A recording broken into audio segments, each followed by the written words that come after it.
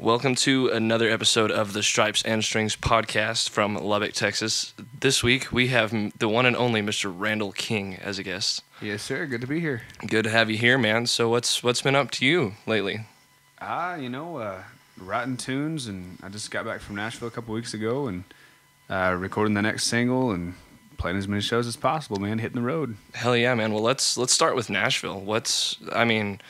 You're obviously a true blue Texas boy for sure. Yeah. But not to discredit Nashville on their riders, they've got some crazy stuff going on up there. Oh, But yeah, what was really the drive to make you travel that whole way? Because you like me, you still have to put in some sweat for your money. And that being said, I'm sure that wasn't, you had to put some things out of pocket to go. So Yeah, no, absolutely. It was a pocket paid for trip, and we went to. I say we. It was just me. It was me and my old truck. Mm-hmm. Took the 2,000-mile drive up to Nashville and hung out with some songwriters up there, and a good friend that's actually went to South Plains as well. She's from kind of the Lubbock area. Her name is, I think she goes by Lindsay Bailey now, or Lindsay Blackwell. She changes her last name all the damn time, but you never know. Yeah, I know how that goes. There's always that one person on your Facebook page who's just like, who are you this week? Yeah, but so we went up there and I talked to some guys from Amp Entertainment and Vision Entertainment and just made some connections where I could, and mostly went up there for the songwriting, man, because there really is a solid underground scene up there in Nashville that you don't get to hear or really even know about, because the pop country up there is just so dominant. Yeah, but there really is a really cool underground scene up there, and that's what I went up to Nashville for. That's awesome, man. Would you say the scene up there is pretty inviting, the underground scene? I wouldn't say inviting, but they're not going to try to run you off or anything for sure. No, absolutely not. I would say the underground scene in Nashville is more like what the Texas country scene is down here. Okay. Apart from it being Nashville, it's a lot more country, whereas the Texas music scene right now is evolving to what I would call a southern rock, like definitely like southern rock feel for the country. But yeah, it's all the same, man. It's all just unsigned artists that do what they do because they love it. They're not trying out there to get on the pop radio and sing about whiskey and dirt roads and rivers and trucks. It's it's a lot of good music out there. So right on, man. So are those guys up there getting any? Is there like a station up there for those kind of guys, or are they getting much radio play at all, or is it kind of like they have to have a few breakout artists? I think. Well, I mean, you think about somebody like Sturgill Simpson. I know you've heard it. Oh, absolutely. I'm a huge Sturgill Simpson fan. He's by far that underground Nashville scene, and he's definitely one of them. They won't play him on pop radio, but man, they should, because I don't know why they're not. It's by far better than anything I've heard coming out of Nashville. So I think if they make him popular, if the pop country scene makes him, a household name, like they have so many other artists, then that will, inadvertently it'll have to raise the standard for what's coming out, and they're riding this bitch to the ground, this bro country bullshit. I really hope that somebody like Sturgill gets out there, but even him, they don't play him on the radio, and so I'm sure there's like a a Red Dirt Rebel type radio station up there in Nashville somewhere. I haven't heard of it yet, but cool. Hell, they play Sturgill on a lot of the Texas country stations down here, so he gets radio play. Absolutely. Well, the thing is the Texas scene down here, we're so inviting to just overall good country music, regardless of exactly where it's from or what all. But if it's worth listening to, we'll give it a shot. And so it's a real positive thing to see what's going on now. Yeah. And I think it's just badass that I can get in my car and on the way to my 9 to 5, I can hear Turtles All the Way Down. Or if I'm in Fort Worth, I can listen to a station that's got the same. It's really cool to have that option. Yeah. Absolutely, man. But again, it's one of those things where there's just an underground scene up there, and I'm just kind of thinking, you play both scenes. There's nothing wrong. All the people that say, F bro country and all that, I'm right there with you. Like, I don't like that. I don't like bro country at all. I don't turn my radio on and go, man, I'm loving this new Florida Georgia Line song. Who does that apart from brainwashed sheeple? Yeah. And so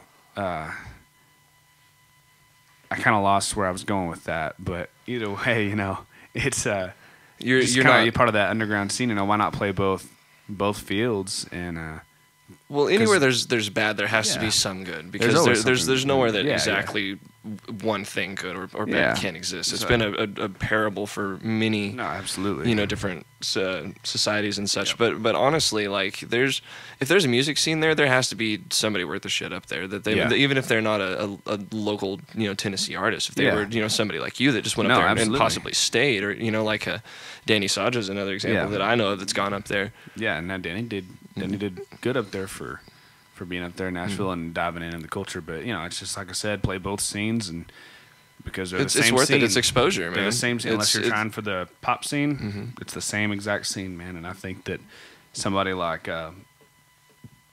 Wade Bowen or any of those guys that go, Wade Bowen's played the Ryman up there. Yeah. So for Wade records up there, So you're watching a lot of these Texas country artists that are just incredible artists going to Nashville, and Nashville's calling for them. So clearly, Nashville is begging for something new. And even the guys, even when I was up there talking to people from AMP and Vision, a lot of those places aren't behind this even them are saying, they're against it, and even then they're saying it's about to change. Like they're watching it slowly about to change. I really hope so, man, because I didn't grow up on the Texas scene. Yeah. I'm not, for the listeners out there that don't know, I'm not a native Texan. I grew up in Ruidoso, or outside of Ruidoso, New Mexico. Yeah. And so over there, we'd get, just booked a gig there too, by the way. Oh, in Ruidoso? Yeah. Very nice. Where at? Man. At the pub? It's called Grace O'Malley's. Yeah. A friend of mine works there. He actually does some radio stuff out on a radio station out there. Yeah. His name is Matthew. He's fucking awesome. If you see him, tell him that we're friends, and he'll. Yeah. I'm not saying he'll hook you up or anything, but he's just a really cool guy. Cool. But and Dick's Hat Band's played out there too. Oh, really? Okay. Well, but I don't know about it now. No, those guys, dude. They're incredible. Just as people and as a band, there's not much tighter than those dudes. Hell, I just played with Adam last night over at Local. How was that, man? I really wanted to go, but poor man blues. Oh, I understand why. There's no cover, but I understand. I'm gonna have a beer, and if I have a beer, then I'm $3 short. And well, if you have a beer, you're probably gonna have 4 or 5 beers too. Yeah. I understand that, but I'm sorry. Anyway, back to you're from New Mexico, and no. I was so anyway. I was over there, and of course we'd get like the occasional Stony LaRue song or Bart Crow song, or Wagon Wheel and stuff like that, and it was just there was the good version. Yeah, the good version, and until the bad version came out, because predominantly over there is the pop country scene. Yep. If you want to go to if you ask somebody if they listen to country, they're going to talk about Jason Aldean and Carrie Underwood and all country. These. Yeah, and it's sad, but there's a couple of venues over there that are opening up, and the people are starting to get exposed. And I think the more that just kind of happens, and generally the scene will change. But when I moved over here, it was like night and day. It was like, there's this is a big difference. Yeah, it's huge. But. So and it's really good to be in Texas. I'll say that for the people that started doubting me on my heritage there. Yeah, there you go. But speaking of Danny Saja and the whole Nashville thing, you've wrote with Danny and you wrote some up there in Nashville. Yeah. How's lately? Would you call your writing a success? Or in your mind, of course, everybody's going to be critical of their own stuff. But would you say that the trip up there and such has been worth it from that perspective?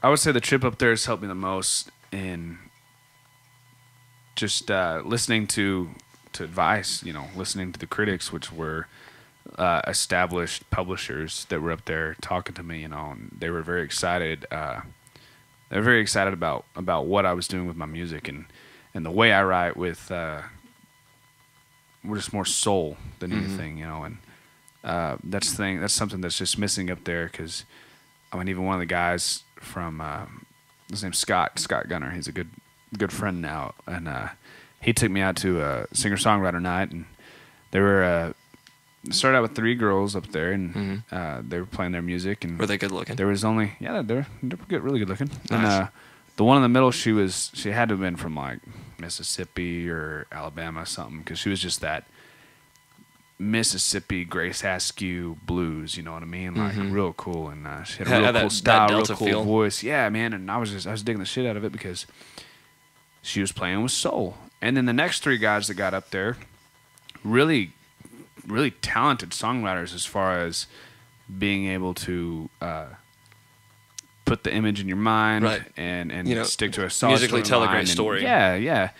Randall King's a great example of that. Yeah. Everybody has a different version of how the road goes on forever. Yeah, absolutely. But it was just, it was one of those things where you had three incredibly talented guys up there, but all of their songs, their topic was drinking, dirt roads, trucks, riverbanks. And it's just all the... I don't want to hear about those topics anymore. I really don't. You can find a better topic to write about. Mm-hmm. Sturgill Simpson is the epitome of that, finding the best topic to write. Well, if you listen to the local scene around here, there may be the mention of having a drink or all, but it's country music. Yeah, but it's not a key part of the hook. Yeah. It's not, anything like Evan that. Felker, one of the best songwriters, you don't hear him talking about... girl, let me take a sip of your drink and watching you sip on it, making you tipsy. I'm tired of those lyrics, man. Like, I don't want to hear it. But, so one of the best pieces of advice I got up there, I leaned over to him and I was like, is it just me or am I the only one that's really tired of these topics? And he goes, yes, I agree with you. He's like, I'm very tired of this topic. Right. But when you listen to his lyrics, he does a very, very good job of writing solid lyrics that all tie in together, tell a story, and paint an image in your mind. Do you think that's because it is such a popular topic that people are able to people with good songwriting skills are able to hone in on that? I think it just has something to do with the songwriter. I think it has something to do with the songwriter's ability to perfect a song and really tie in lyrics together so that everything flows and is smooth and you don't have open-ended questions. Right. Whereas those three songwriters were that, but their topics were sour. But he straight pointed out, put the topic aside. What a publisher's looking for is an artist that has those songs and has those skill levels, that set of skill level. Right. And those guys did. They were very good. In fact, one of them had just gotten signed to a pretty big publisher up there in Nashville. Cool. Well, congratulations to him if he's out there listening. I have no idea what his name was. If he was good. Yeah. But young too, man. Very young, but gives you hope, But well, you're still pretty young yourself. I'd like to think I'm young. I don't feel young, but you're closer to 20 than 26, right? Yeah. No, actually, I'm closer to 26 than 20 now. I'm 24. Oh, geez. Oh, yeah. I forgot you just said you had a birthday not long ago. You're a baby, man. Oh yeah, that was pretty fun. Yeah, I hurt for a couple of days. Yeah, man, I understand that, but I guess again, it was just one of those things where going up there to Nashville, the biggest thing I got out of it was the ability to look at a song and not leave open-ended questions and have everything just flowing, right, real smooth. Same topic, Didn't really feel like you're trying to pull shit together. It feels like it was all strung out everything already. Is like there's one big picture in it, and I stay on point and I stay on topic throughout the whole song. Right. And everything ties together and it makes a lot of sense, which I didn't always write that way. A lot of ways I wrote free-handed, just whatever came to me. Right. Fits, it's cool. Melodic hook sounds good. Melodic rhythm sounds great. Boom. Done. Song's done. I like it. And it's still, because it was really strong melodic hooks, really strong melodic rhythms, I've had success in that. And that's one of the things that the publishers up there that I talked to, they said, if you want to take yourself to the next level, you have to start writing like that. You have to start writing as on topic, on one point. You have to have a solid song that everything lines up together, no open-ended questions. Because as soon as we started going to the lyrics over some of my songs, he goes, what does this mean? Or why?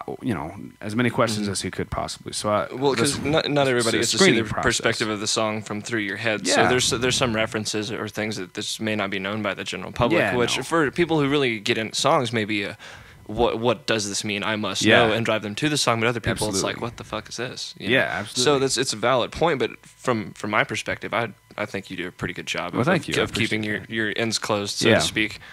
I've listened to your albums, Old Dirt Road, right? Yeah. That's the first record. Mm-hmm. And I, dude, dig it. Thank you, man. So actually, I've got a hard copy in my car. So there's a lot of those songs on there that I do but don't love. You know what I mean? Mm-hmm. I mean, I'm proud of them. I'm proud of who they were. But every artist is gonna go back and tell you, yeah, I don't really even play a lot of those songs anymore, just because I'm a better songwriter now than I was then, and I'm very judgmental on who I was back then. So for me, like, there's songs on there I don't listen to anymore, but there's songs on there I still love, and even some of them jam. The Country Way is one of them that just jams, and I love it. And, it's not my favorite, but I love it, and it jams, and I can just put it on the radio or put it in the CD player in the truck and just go down the road, and that's what that song was designed to do. Right. It was designed to be a road song, and it just something you can put on and listen to and say exactly what it is. Yeah. You know? And so there's songs like that represent a piece of me, who I was, and the type of songwriter I was, and that it's led to who I am today. And after going up there and visiting with the guys, all the publishers up there, they showed me exactly what to do. So I've been sitting at home and writing as much as I can, and even on the road, I write as much as I can. In fact, I wrote one when I was up in Nashville that here in a little bit I'll play for you guys. Cool, man. That I just sat there up in my cousin's bedroom up there. He had a little bed in his attic area, and went up there and wrote a song in a couple hours. And it's just one of those things that all just kind of flowed together. And the biggest thing you can do is keep asking questions about your song until you can't ask questions anymore. Right. That don't get answered. You have a song. Like, you have a song if you can keep answering your own questions. You know what I mean? Mm-hmm. So. Yeah. So, but you've got, how many singles do you have out right now?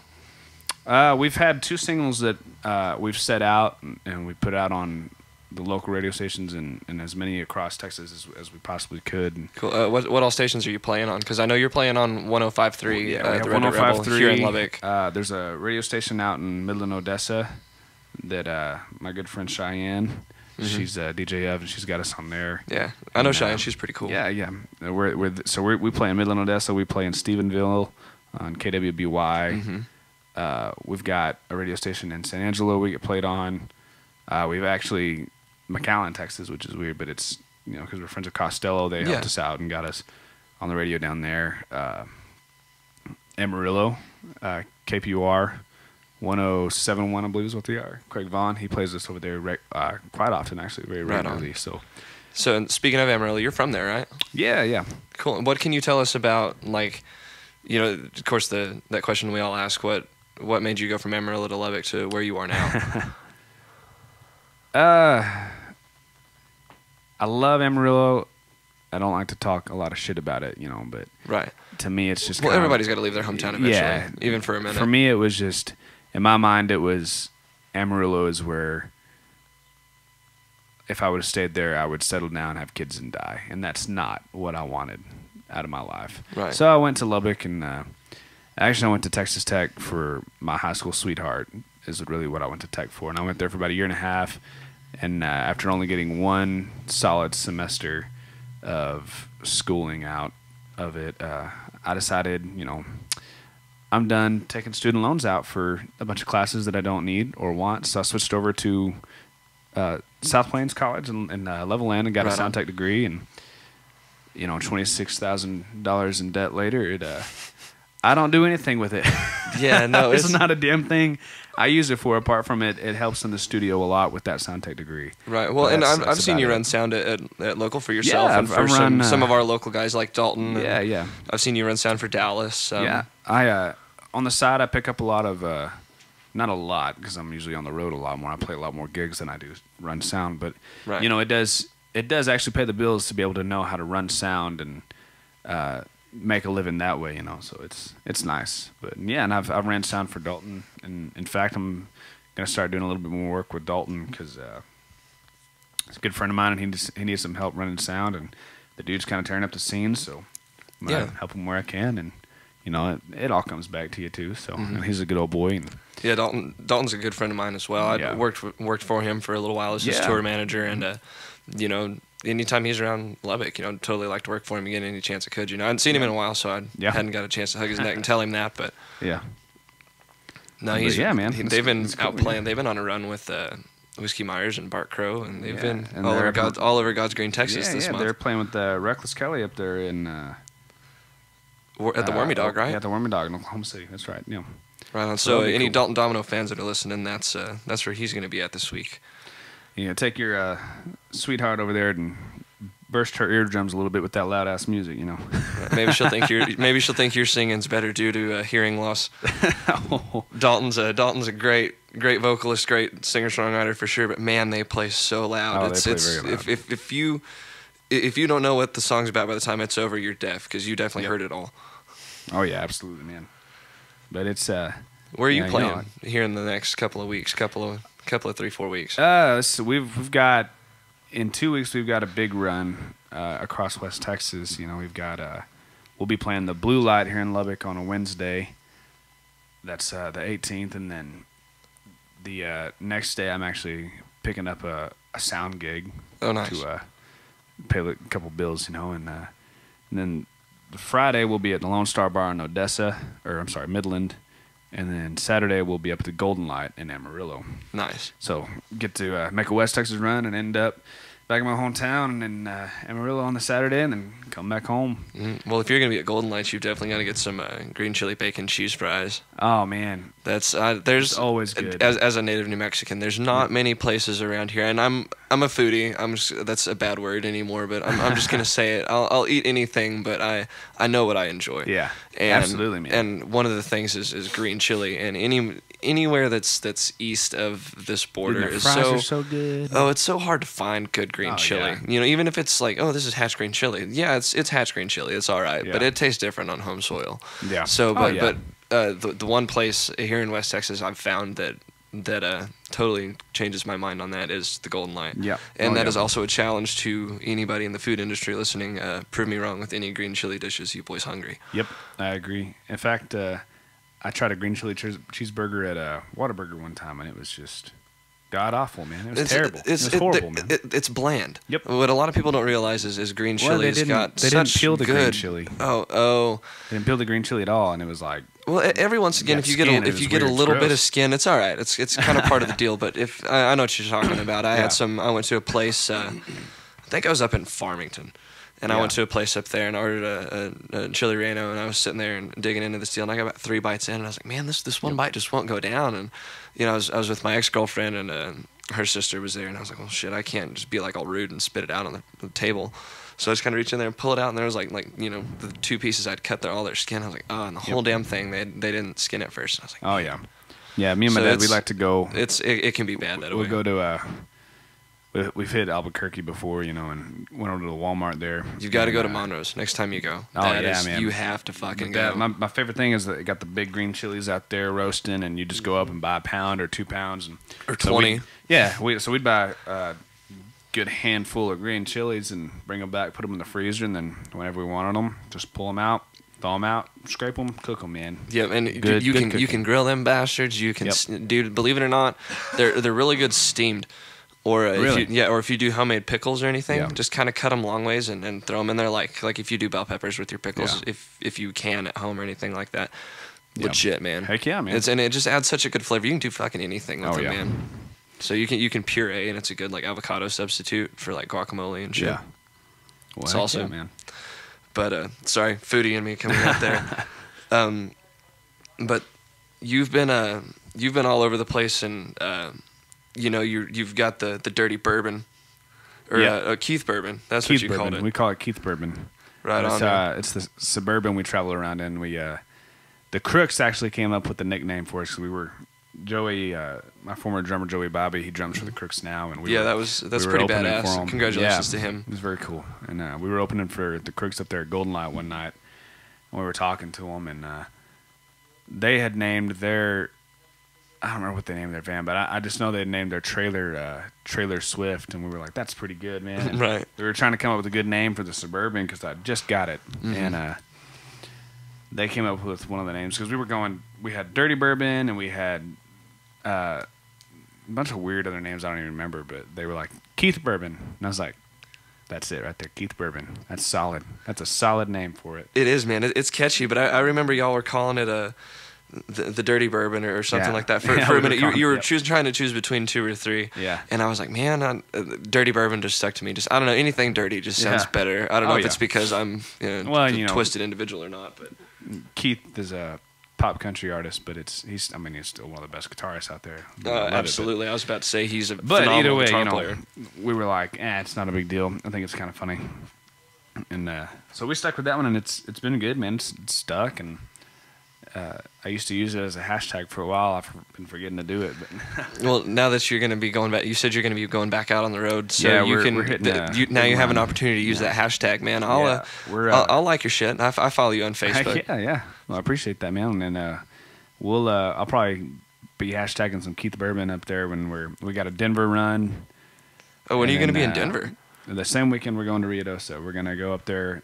We have a gig Thursday in Denver, then that Friday, and then Saturday we're coming back down, hitting Ruidoso for the end of that run. Cool, and, man. Playing Graceville Malleys, and then we'll just head home after that. But Graceville Malleys, very nice people, man. They got us set up with a nice cabin, and so I'm really excited about that, man. That's pretty badass, man. I haven't had a chance to go. I tried to go. I went home for New Year's. It's the first time I've been home in a few years, and or the first time I'd been home for an extended amount of time. I went home over Christmas this last year, which was the first time I've been home in forever. But I was literally there like 20 hours, maybe, and so that doesn't count. Yeah.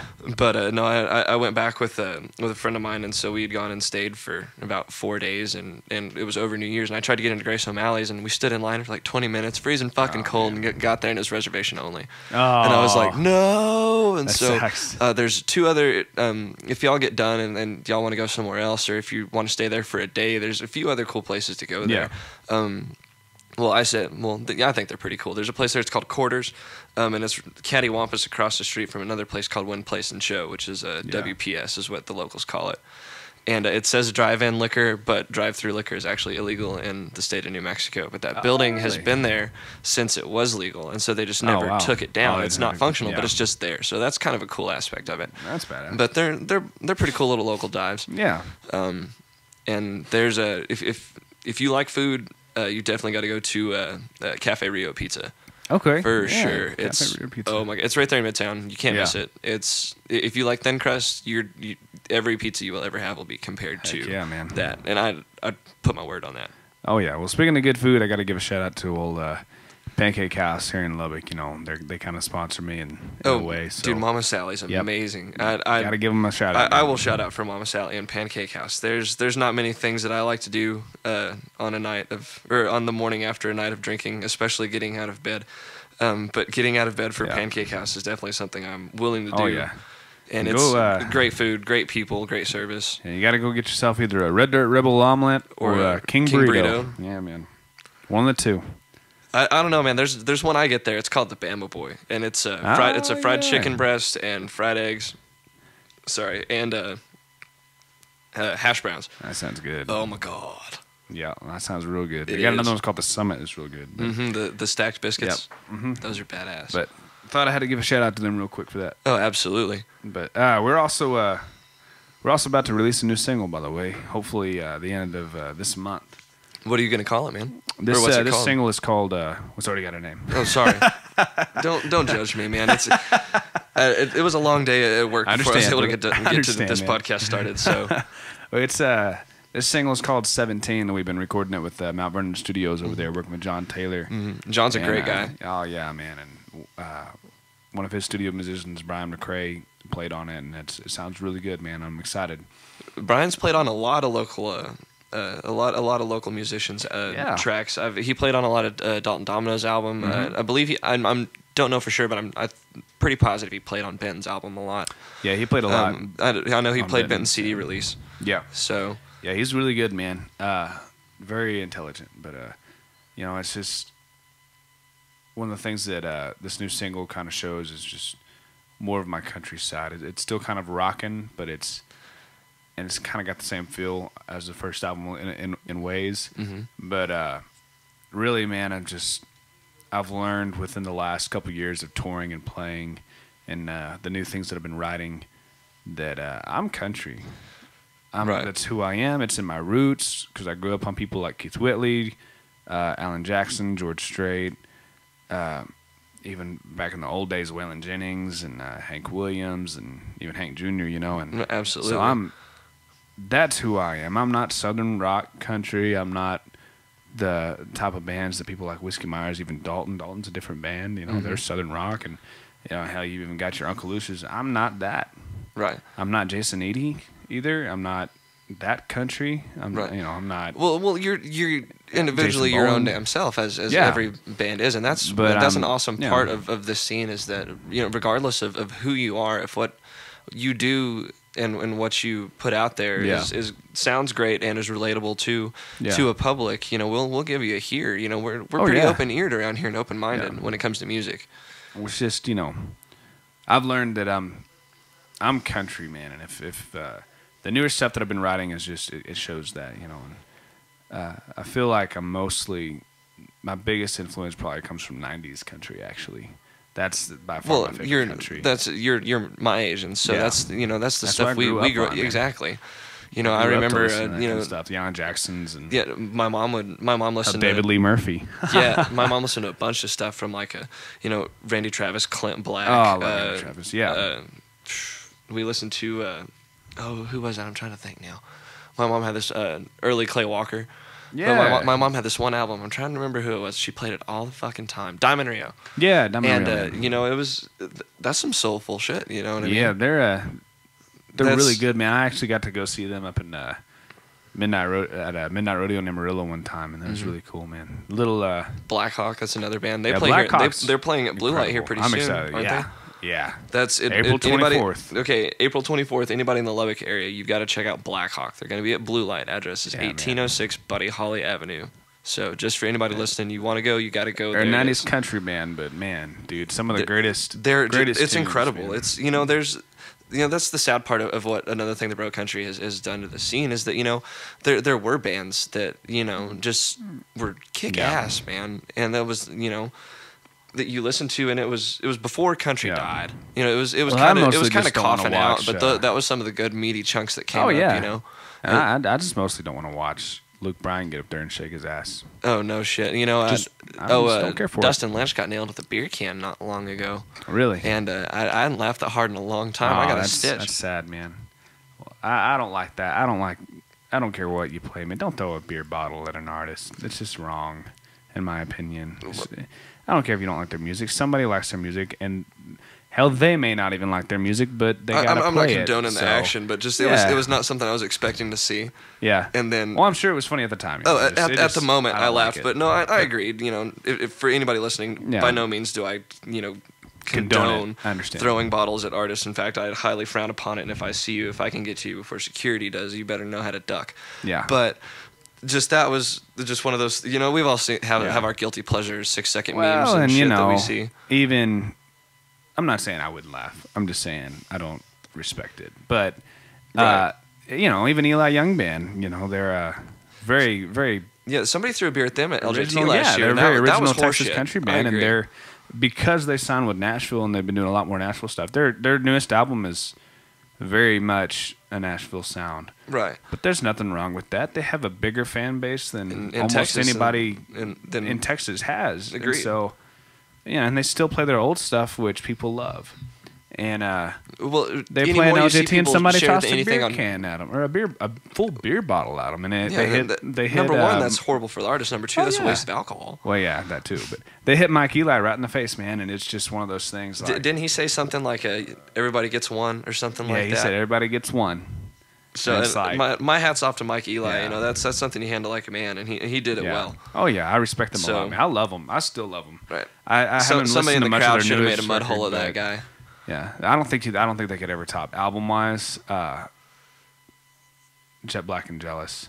That's one of my favorite albums. Mm-hmm.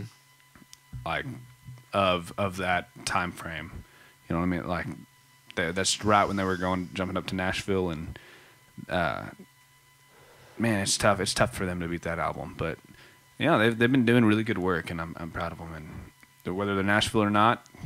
Well, by all means, they're doing. Like I said, down here we're pretty accepting of music. I understand this is 2 podcasts in a row. I've brought up the bro country topic, but it's a thing that's relevant down here, is because that's the one thing that's keeping good artists, good music from getting heard. But by no means am I for people listening thinking, oh, this guy's or whatever. That I'm talking down on the good artists in Nashville, the good artists that go from here to Tennessee to do good things. There's a lot of bands from Austin that go up there, and vice versa, that bands up there that come down here to Austin to do work, and that's pretty badass. So that there's at least that communication. We're whether we want to admit it or not, we're sort of like a subgenre of each other. Yeah. Oh no, absolutely, man. So we're the cousins that may not necessarily get along, but we have to be nice for pictures and shit. Yeah. So absolutely, man. But it's even Josh Abbott signed to a big Atlantic, Nashville, but so did Sturgill. Yeah. So absolutely, man. It's I have no problem. I've heard a couple of people say, like, I wonder if his sound's going to change, and no, I don't think it will. I've called those people out in my douchebag category. Like, are you serious? Like, I thought about it for like that long, and then I was like, no, I don't know the guy personally, but with his music, there's no way. I wouldn't think so, man. Usually, when somebody like Atlantic signs you, they're signing you because you're either already something, and they can see a profit out of it. Mm-hmm. Or they believe in what you're doing, and obviously they believe in what Sturgill's doing. Right, and I hope the same case is with Josh Abbott for sure. Yeah, especially with him being a Josh will make a Lubbock really County, solid profit. I don't know if Idalou is in Lubbock County. I'm probably sure it's not. He's from Idalou. Right, I don't know if Idalou's in Lubbock County, but he's a Lubbock guy for sure. He got his start at the Blue Light, went to Tech. But it's like Sturgill may or may not. I mean, I think he's obviously going to make them a huge profit. But absolutely. When they were looking at it, Sturgill's made money off me, and I haven't even paid for a concert ticket. Yeah. I missed the seats I wanted. He hasn't done what Josh Abbott's done in Texas. No, but he will. As far as profit, I believe if he tours down here and he gets some hopping local bands, like if he was to get Whiskey Myers to tour with him, or if he was to get Dirty River Boys or Turnpike Troubadours or whatever, and they were to tour together down here. Yeah, huge. It would be incredible what his music would become down here. Oh yeah, and it already is. It's already starting to blow up down here, and he hasn't even really played much. Except, he's coming down here. He's playing in Lubbock. Yeah, April 4th. Yeah, I think it's sometime in April. I wanted to go, man. I said, I couldn't get my tickets. Maybe I'll get a press pass if anybody is listening. Yeah, absolutely. Your boy wants a press pass. Heck yeah. But it's one of those things. No, I don't think Atlanta Records will change their sound. They signed them because they already are something, and I think that's huge. That for somebody of, again, Texas country, which isn't as big as Nashville should be. Nashville's calling. You know what I mean? Right. Nashville's looking for something better and bigger, and they're getting it, and I'm loving it. So hopefully you'll really watch that scene change up there, but. As far as Texas country goes, man, it's just can't getting go big. wrong. No, it's getting bigger, badder, and better down here. You know what I mean? So, which I think is great, and it's making there's a venue in Roswell. It's called Way Out West. Yep. And they have a lot of Texas artists. Hunter Hutchison played out there in Watson not long ago, and that was pretty awesome that they got to do that. It's awesome that the locals down there are so accepting of the music, because honestly, I think people are thirsty for what the Texas scene is and is continuing to become. There's a big need for it. There's a big need for it. Just the fact that Roswell's not very far away from West Texas, but it's making a jump, and that's a good thing to see. Yeah. By the way, for all the listeners out there, Quaid is half naked right now. He's got his shirt off, and it's one of those things where it's kind of hard not to look at his weird tattoos. It's almost 80 degrees outside. And I've got the doors open because it is so nice, and it's been very nice. This has been a great week here. And it is my fault I have weird tattoos, but I like them. Anybody who wants to see my tattoos, private message me. We'll talk. I say you just put them out on Instagram, man, for your followers. Yeah. I need to do a Stripes and Strings Instagram. I've got a Facebook, so anybody, social media up. Speaking of social media, Randall, this is our part of the podcast where we begin to sign off, and you plug where you're at, and what you're doing, and your sponsors, things as such. Yeah, well, I've already plugged my main sponsor there, Pancake House. And I love Pancake House. I'd love to get sponsored with him. Oh, yeah. For sure. Get some eggs and some hugs from Mama Sally every other day, for sure. Yeah, man. But, again, we're about to release that new single and working on the next record for 2015. And this record will be a lot clearer picture of who I am as far as music goes. Do you have a title for this record yet? Or are you still I was going to go with... we have one that's going to go on there. It's called Heartbreak Stairway. And surprisingly, it's actually for being...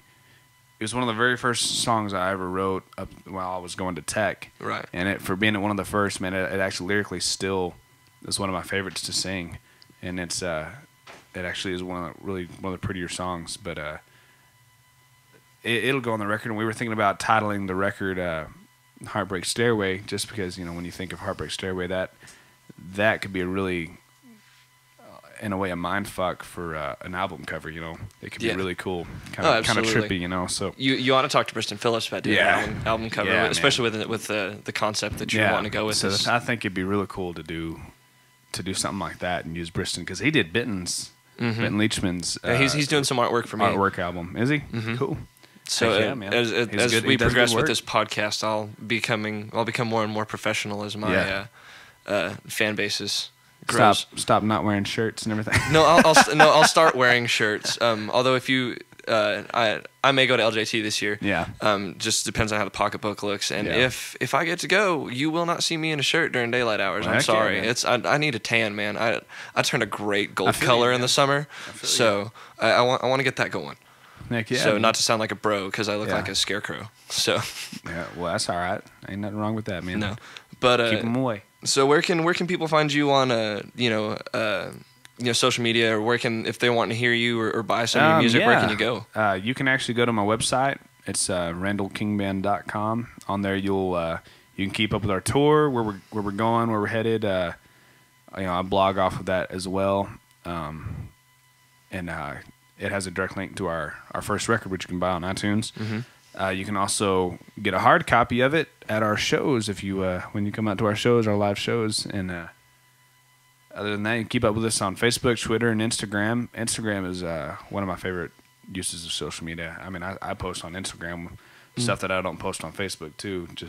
And it kind of represents. I think Instagram kind of represents who you are in the sense of what you get to, what you see daily. In that case, all I see is my dog. And vodka drinks. Well, my old boy Ranger, he ended up on the actual album. Mm-hmm. He ended up on the picture of the Ranger's album. Ranger's a badass dog. Yeah, so he ends up on my Instagram all the time. In fact, I've got his own Instagram, but I don't really use it as much because he did so well with his own Instagram, and he does well when I post on my own Instagram. Mm-hmm.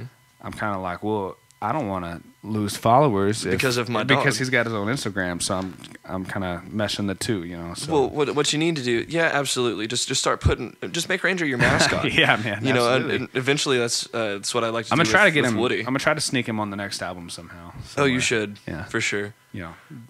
Just somewhere, even if it's a back photo or something, But write a song about him, do a hidden track. Yeah, either way. Yeah, either way. In fact, I was writing a song about him one day, and I started it, and I haven't finished it yet, but I'm still working on it. It's kind of funny. Hell yeah, man. Well, next time I'm over at the house, I'm going to have to give it a listen. Yeah, man, absolutely. Cool. Well, this is the part of the segment where we have to say goodbye.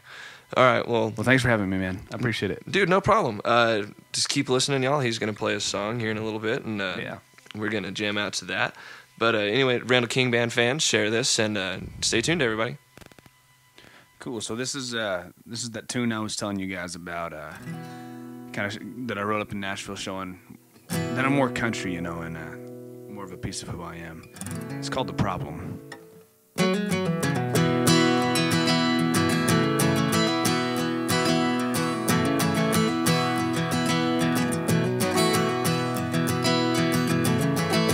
Well, I got a problem. Don't think you can fix it. You can't take it to no downtown shop. See, it ain't a diesel Cummins engine. Think it's something to do with the heart. Think they call it love, little darling. It's got me sweating all through the night. It's just a little stir of emotion. Man, it's got a big old bite.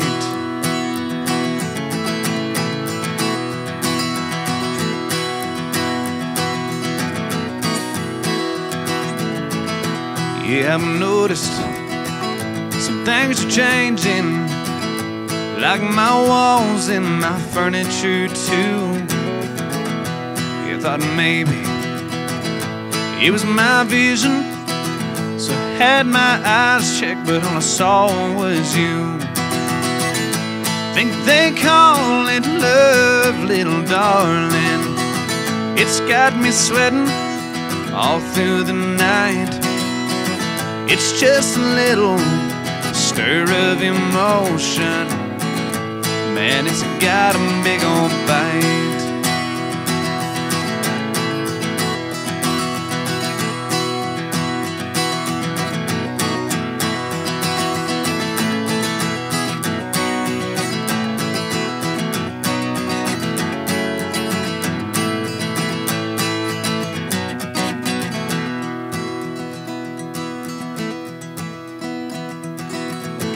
Asked the doc, I said, what could I do? He said, son, there's no cure, gotta let it play through.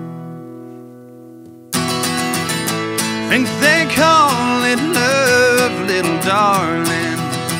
It's got me sweating all through the night. It's just a little stir of emotion. Man, it's got a big old bite.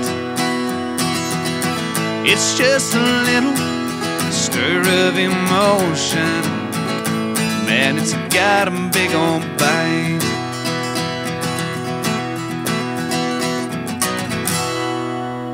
Well, hell yeah, man, that was badass. Well, thank you, brother. I appreciate that, man. I appreciate you having me on here.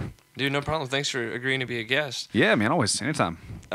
Y'all don't forget, go eat at Mama Sally's at Pancake House, listen to Randall King, and like and share our posts here at Stripes and Strings Podcast. We're proud to bring you the brightest and best from West Texas and just everyone around the Texas scene. Hope y'all keep listening, and don't forget to like all of our guest stuff. And I'll be looking out for the new single 17 coming out on the radio soon. All right, stay tuned in.